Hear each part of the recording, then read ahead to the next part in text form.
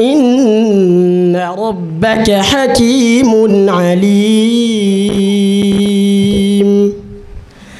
وكذلك نولي بعض الظالمين بعضا بما كانوا يكسبون صدق الله العلي العظيم. Taasisi ya Tanzania Nujum Islamic Center maarufu kama TANISE siku ya tarehe 29 Juni mwaka 2025 imeendesha dua maalum ya kuliombea taifa katika kituo chake cha mafunzo kilichopo Temeke jijini Dar es Salaam.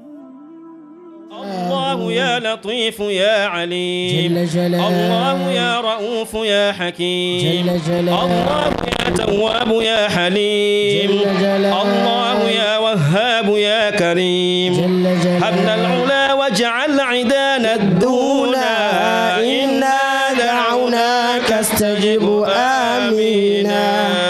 الله يا الله يا الله يا ملجأ القاصد يا غوثا. Hii ni mara ya 3 mfululizo kwa taasisi hiyo kufanya tukio kama hili, ikiwa ni sehemu ya dhamira yao ya kuendeleza maombi ya pamoja kwa ajili ya amani, mshikamano na maendeleo ya nchi yetu ya Tanzania. ربنا فاغفر لنا ذنوبنا وكفر عنا سيئاتنا وتوفنا مع الأبرار ربنا وآتنا ما وعدتنا على رسلك والكافرين عذاب أليم ما يود الذين كفروا من أهل الكتاب ولا المشركين أن ينزل عليكم على عمل من ربكم الله يقتص برحمته من يشاء من دارهم موضوا في سبيله وقاتلوا وقتلوا لو كفروا العظيم ما ننسخ من آية أو ننسها نأتي بخير منها وظلها تعلم أن الله على كل شيء. Dua hiyo imehudhuriwa na wageni mbalimbali wakiwemo viongozi wa kidini, kisiasa, wanajamii pamoja na wawakilishi wa taasisi na mashirika mbalimbali ya kijamii. Miongoni mwa wageni mashuhuri waliokuwepo ni aliyewahi kuwa mwenyekiti wa diaspora Tanzania, Mheshimiwa Lee Seidu Kiwul, ambaye alieleza kufurahishwa na namna taasisi hiyo inavyoendeleza maadili mema na uzalendo wa kupitia maombi na elimu ya kiroho. Watanzania ambao wamewahi kuishi nje ya nchi, lakini kwa sasa nimemaliza muda wangu na ni mtiania ya ubunge jimbo la Kibamba. Nimekuja kuungana nanyi hapa. Nimefurahishwa na namna taasisi inavyoendeshwa. Ninawaahidi tutakuwa pamoja. Shukran. Mbali na aliyekuwa mwenyekiti wa diaspora, pia naibu waziri wa Wizara ya Muungano na Mazingira kutoka ofisi ya makamu wa rais, Mheshimiwa Khamis Hamza Khamis, alifikisha ujumbe wake juu ya kuliombea taifa, hasa tunapoelekea katika kipindi hiki cha uchaguzi.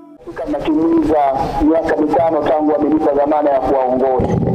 Lakini fursa hii ni washukuru sana ndugu zangu wa taasisi hiyo ambayo sasa hivi mmekusanyika hapo kwa ajili ya kufanya jambo kubwa.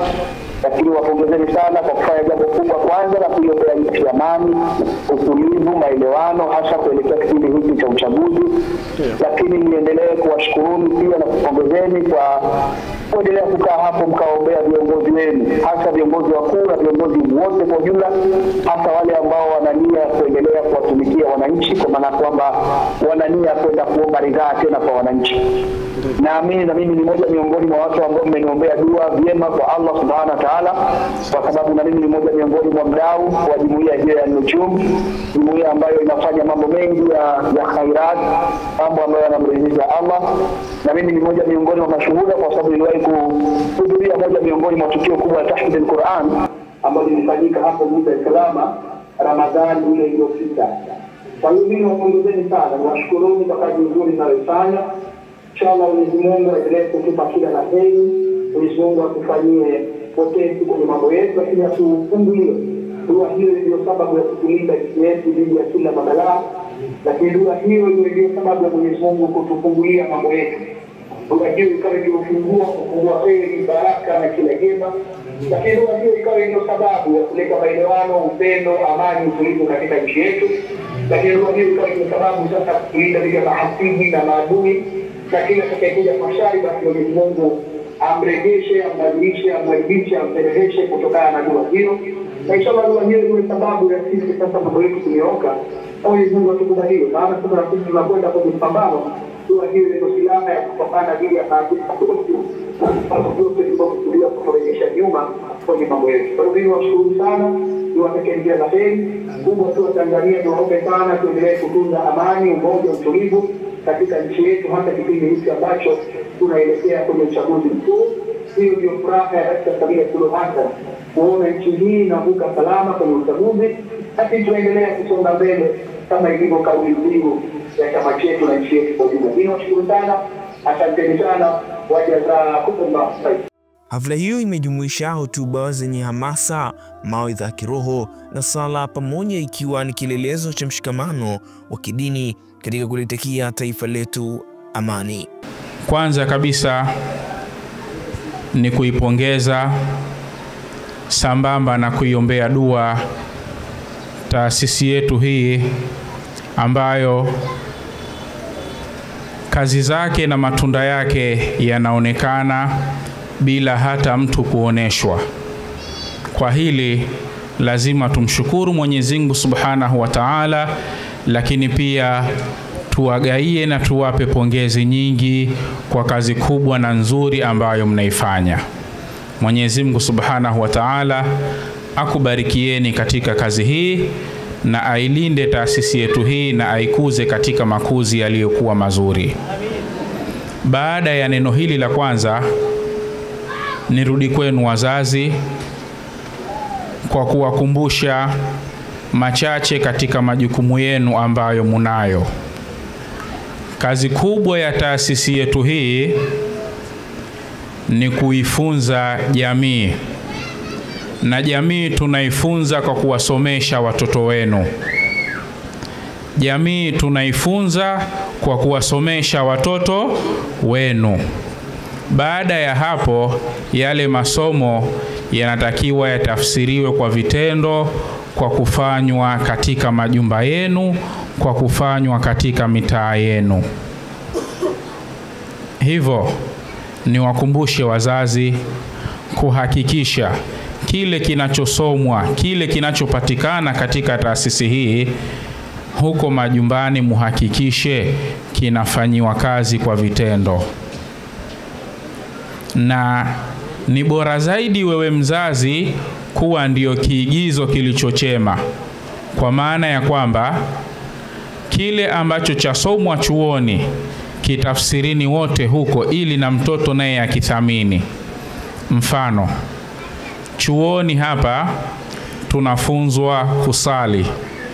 Basi ukifika muda wa swala usimwambie mtoto nenda kasali. Hapana, bali mwambie mtoto vipi? Twende tukasali. Umwambie mtoto vipi? Twende tukasali, ili naye apate yale mafunzo kivitendo, aone kwamba lile linalofundishwa huko kumbe linahitajika kufanyiwa vitendo mpaka wapi? Nyumbani.